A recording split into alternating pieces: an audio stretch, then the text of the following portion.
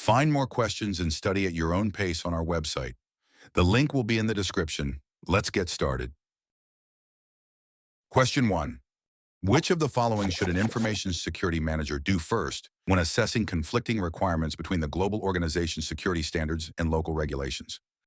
Option A. Conduct a gap analysis against local regulations. Option B. Perform a cost-benefit analysis of compliance. Option C. Create a local version of the organizational standards.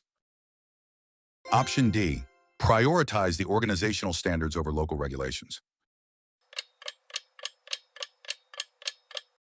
The answer is option A. When assessing conflicting requirements between the global organization's security standards and local regulations, an information security manager should first conduct a gap analysis against local regulations. This initial step helps identify where the organization's security standards conflict with local regulations. Only after understanding the specific conflicts can further steps, such as a cost-benefit analysis or adjustments to standards, be effectively undertaken.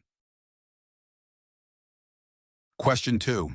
Several months after the installation of a new firewall with intrusion prevention features to block malicious activity, a breach was discovered that came in through the firewall shortly after installation. This breach could have been detected earlier by implementing firewall : Option A. Web surfing controls.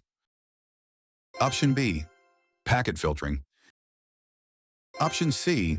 Application awareness. Option D. Log monitoring. The answer is option D. Log monitoring is critical in detecting breaches and other malicious activities. By continuously analyzing the logs generated by the firewall, it is possible to identify suspicious behavior and respond proactively. This allows for the earlier detection of breaches, which might go unnoticed if solely relying on the intrusion prevention features of the firewall. Therefore, implementing log monitoring would have likely detected the breach earlier. Question 3. An organization is leveraging tablets to replace desktop computers shared by shift-based staff. These tablets contain critical business data and are inherently at increased risk of theft. Which of the following will best help to mitigate this risk? Option A. Implement remote wipe capability. Option B. Create an acceptable use policy. Option C. Conduct a mobile device risk assessment. Option D. Deploy mobile device management.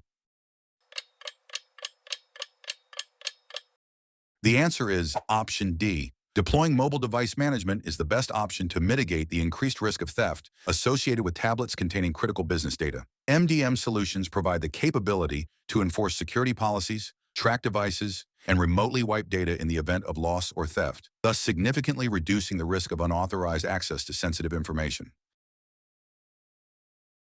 Question 4. Which of the following will best enable an effective information asset classification process? Option A. Reviewing the recovery time objective requirements of the asset. Option B. Assigning ownership. Option C.